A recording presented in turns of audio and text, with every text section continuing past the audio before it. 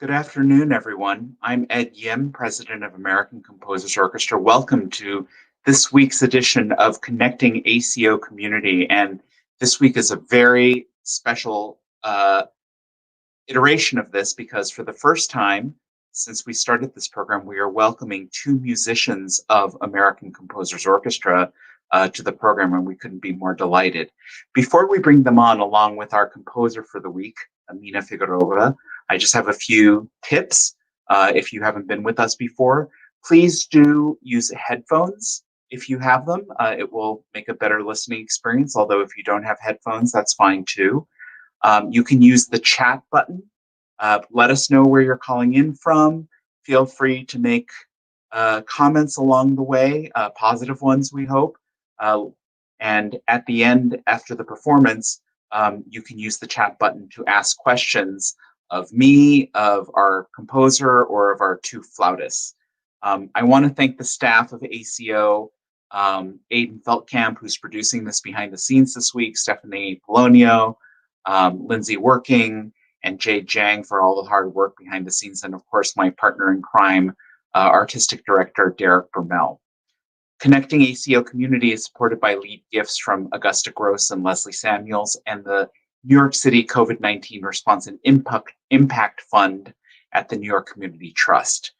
We are very fortunate to have their support for this, but it does not pay for the whole program. And so if you do feel so moved, please make a donation to ACO. You can find that button on our website, which is americancomposers.org, and support programs like this for the future as we find our way out of the situation. And now, without any further ado, you are here to meet a composer and meet two fabulous musicians. I'd like to welcome Amina Figarova, Susan Palma Nidel, and Laura Conwesser to join me. Hi. Hello, colleagues. Hi. Hello. How are you all? How are you all doing? Doing well, thanks. Very well. Excited. Good. Yeah, I'm excited too. First of all, I want to say thank you to all three of you fabulous artists for taking part in this program. I want to start maybe with speaking to our, asking our two flutists. We gave you a list of composers that ACO has worked with in the past, all of them great, but something drew you to Amina's work, and I'd love for you to talk a little bit about what it was about her work that you said, I think this would be interesting. Susan, you want to go first? Okay. Well, we did have quite a long, wonderful list of composers, and we had links to each one of their music a little bit. And when we got to Amina, we were sending back and forth to each other several ideas. And I got to Amina and I heard the jazz influence in what she was doing. I said, wow, this really seems like fun. I sent it to Laura and she said, this seems great, but do you think she'd write a piece for two flutes? So we waited patiently after we were thinking, should we really suggest that? And we went ahead and said, okay, let's give it a try.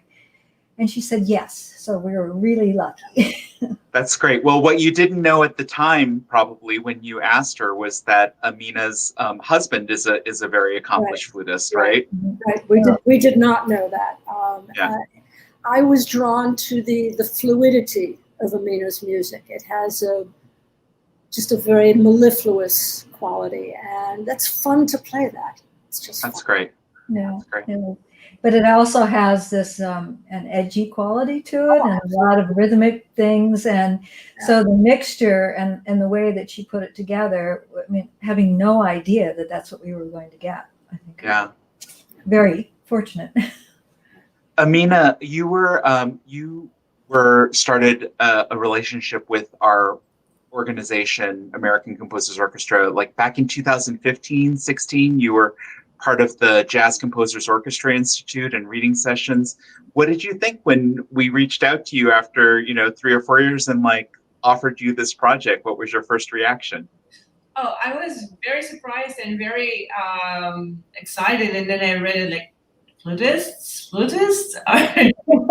because maybe when I was with the program, and I played some of my compositions at the classes for Derek, for many other teachers, and they heard my compositions, and I was saying, yeah, my husband is a flutist, and then we have trumpet and tenor sax and so on.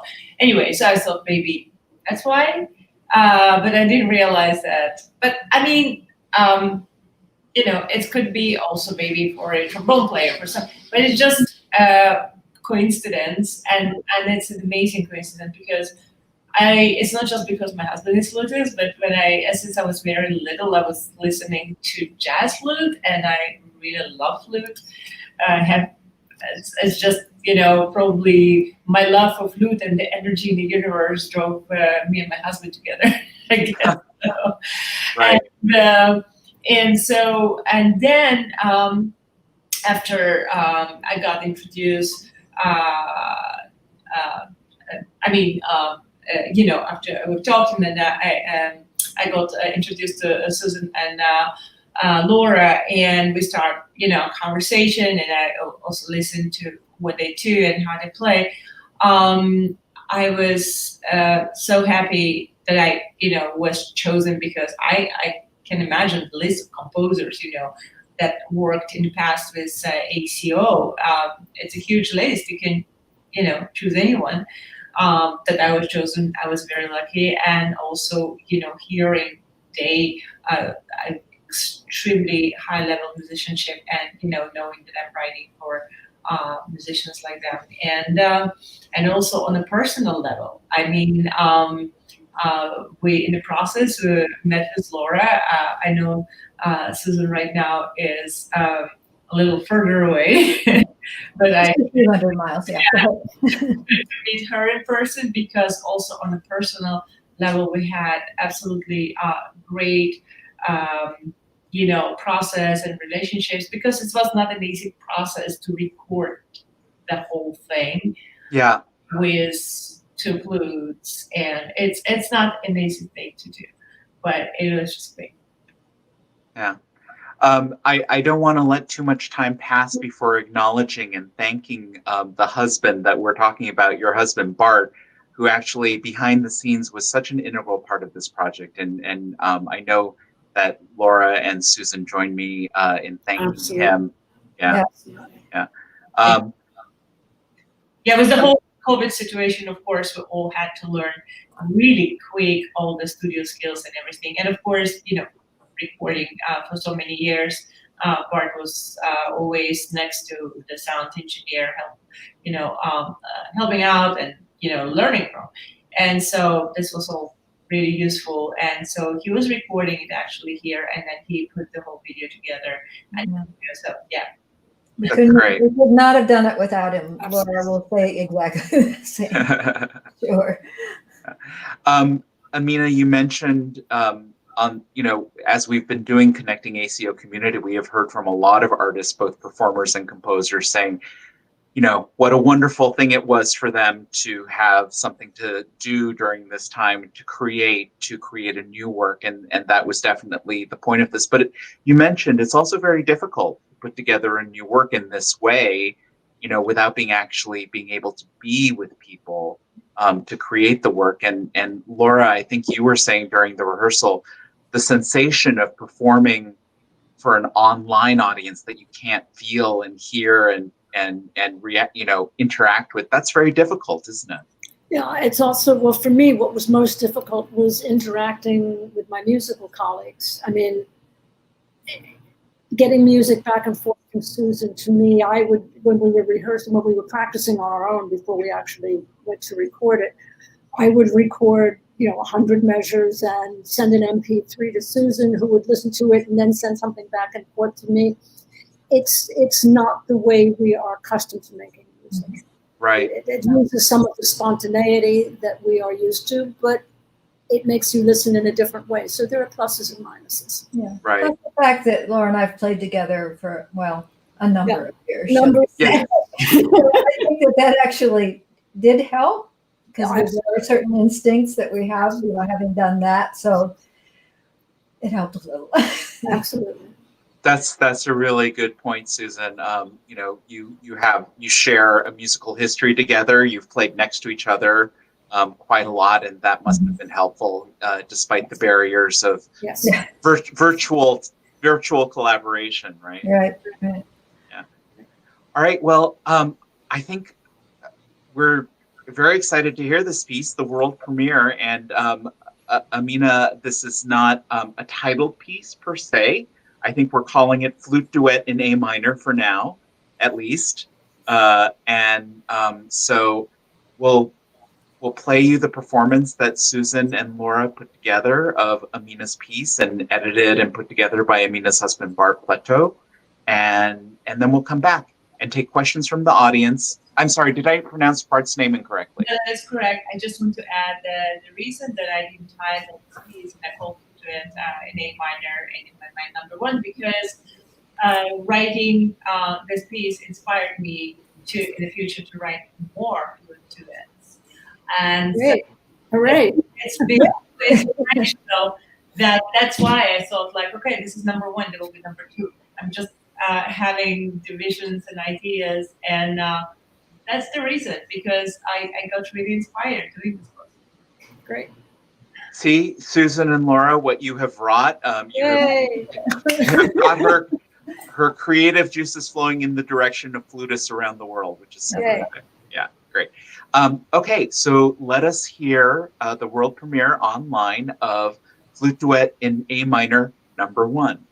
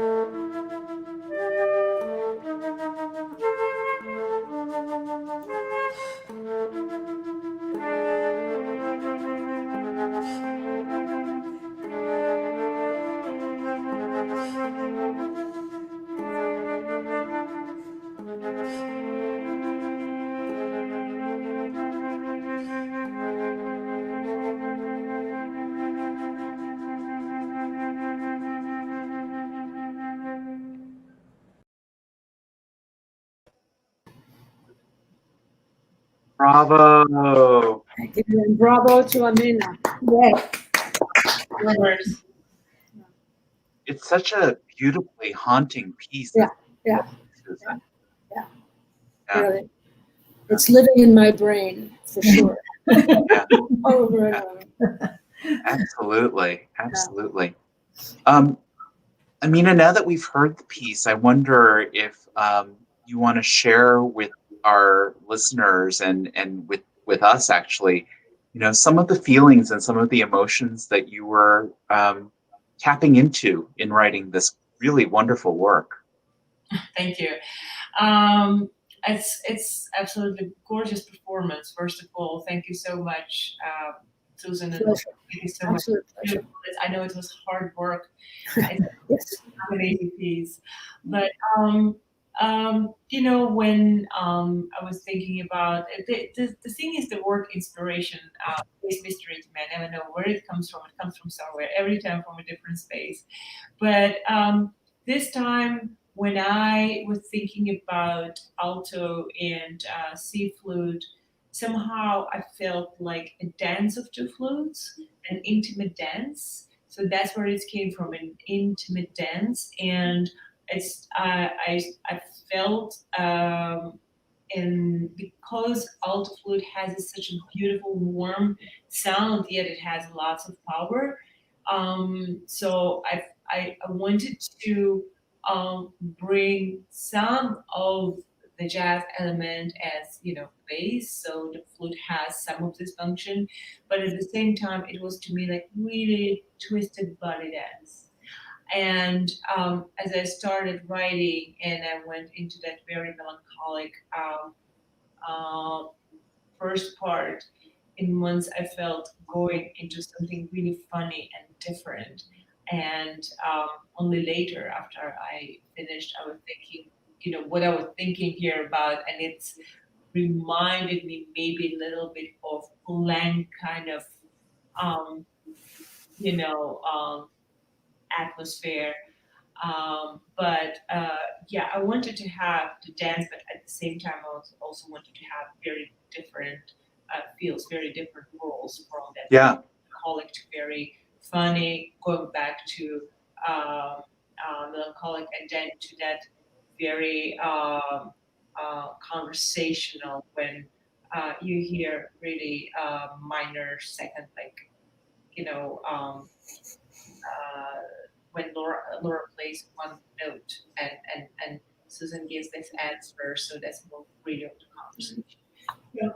That was basic inspiration. Wonderful. Wonderful. Yeah. Susan and Laura, have you ever, you've been colleagues for quite a while. Have you ever done a piece like this together before? A duet? No, just in the, for fun, Yeah. Yeah. But never performed. Uh-huh. And this is the first piece that's ever been written for me, so I am truly thrilled. Oh, wow. That's so wonderful, Laura. Yeah. Well, two of us. Yeah. Okay. Yeah. It's really. Well, you're both such dedicated new music performers that makes me so happy, and that makes all of us so happy that out of this crazy time that maybe something good came out of it, and that you finally got a piece written for you specifically. That's really wonderful. Right. Absolutely. Absolutely. Thank you for that, for putting this together. Oh, it takes a village, Derek and the orchestra committee and, everyone, it's been a real time of people bonding together and trying to get something positive done during this time. Sorry, go ahead. When you wrote to us about doing this, it was like a breath of fresh air. Oh, play something new, record. Make music. Wow. Yeah. And it was pretty interesting, the making of the recording, if you want to hear about it for 10 seconds. But Laura was in Amina's studio, fortunately, that she could just walk there. And I've been in northern New Hampshire since the end of May. And so I was all set up to try to do this upstairs and with a nice view of the wall and whatever. And all of a sudden my Wi-Fi was not working. It was freezing constantly. So I ended up in the basement. As if you watched it, at the very end, when I was by myself, you see it's in front of a brick wall, but there's this giant pipe it's part of a wood stove. So that's how we recorded this together. It was miles apart in many ways. Yeah, but you had to find the sweet spot in your house to get the good Wi-Fi in order to record it. Yeah, well, that's where the router was. So yeah, right. Oh my gosh, the things that we're thinking about these days. Yeah. I want to encourage people who are still with us to ask any questions that you would like in the chat button. You know, one interesting question that we got from our friend Judith Thoyer is, has anyone found technology yet where we can play, people can play together live in synchronicity? And I don't think so yet that really works. Have any of you heard of anything yet? There is something called, I think it's Jazz Kazam, which people have different opinions about its efficacy.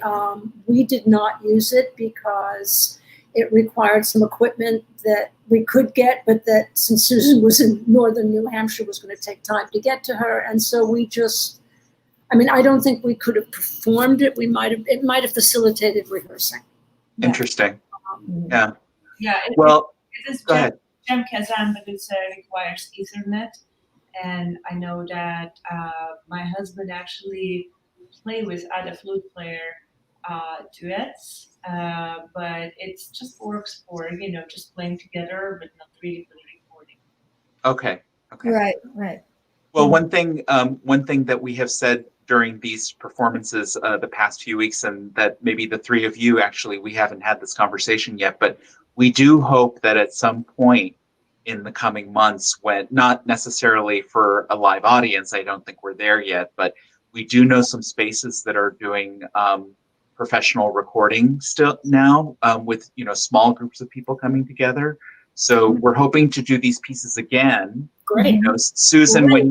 when you come back to the city in the fall, Yep. you know, this place that we have in mind, we could get the three of you together, properly distanced from each other, and get, you know, a live recording of the two of you actually playing together, so that this piece is recorded, you know, in the best possible way for the future. So that's something to look forward to. That'd be great. Wonderful. Yeah. I want to end today just by just quickly, you know, a very quick memory from Susan and Laura and Amina, because you were in our programs back in 2016. Tell us maybe one of your favorite memories of either being a member of ACO, or Amina, one of your favorite memories from being a participant in JCOI. Just, you know, not great length, but just, you know, send us off with something positive and happy. I've got one. Go ahead. This is quite a while ago when Dennis was still our music director. We recorded, I think, all of the Roger Session symphonies without rehearsal, because there were union regulations about that. You can't rehearse a piece unless you're performing it. And we would go in a 3-hour recording session and lay down a Roger Session symphony. And it was just an extraordinary experience. Yeah. And no other group in the world could have done that. No. With no other conductor either. Dennis had a way of just putting it together. Yeah. That's amazing. It was an amazing experience. Yeah. That is not to take away from your memory at all, Laura, but that is often mentioned by people as sort of a watershed moment in the history of the orchestra. Yeah. So I'm glad you brought it up. Susan, what about you? Well, I would have said the same thing, but I also want to add that, of course, being able to play in the big hall in Carnegie, which we did for so many years, and wishing we could get back there. But part of our repertoire, which is partly due to Dennis's desires, was to play a lot of the old repertoire in the midst of all the new pieces. And I thought that was a wonderful way to present the orchestra. We would do Stravinsky and Copland and Lou Harrison and Sessions, and I'm blanking on others, but that made it really exceptional that we were able to revisit pieces that we all have loved our whole lives. So wonderful. Yeah. Amina, what about your memories of being a JCOI participant? Or you know, it doesn't have to be that either. Maybe just an important musical memory to you is fine as well. Well, I felt very much surrounded, like my family, the organization was very, very personal. This was not the environment was very warm. And actually, I learned a lot, and I learned a lot from Derek, because he's an incredible composer, arranger, and he's so wide in every genre, in jazz and classical, classical, everything. He really knows every genre of music. So, and then of course the performance of my symphony was very much highlighted. So all of it together, but that we always in touch with ACO, and you guys don't forget musicians that work with you once, and that's amazing. I'm really happy about that. That's the most important, that you keep always contact. And now, with that, I had an opportunity to write a piece with the two absolutely amazing musicians. So thank you. You're welcome, and thank you. And we like to say that once a composer joins the ACO community, they're members for life. So hopefully you feel that way. And who knows, maybe you'll write a second duet, and then maybe you'll turn it into a concerto for two flutes and orchestra. There are all sorts of ideas that could happen.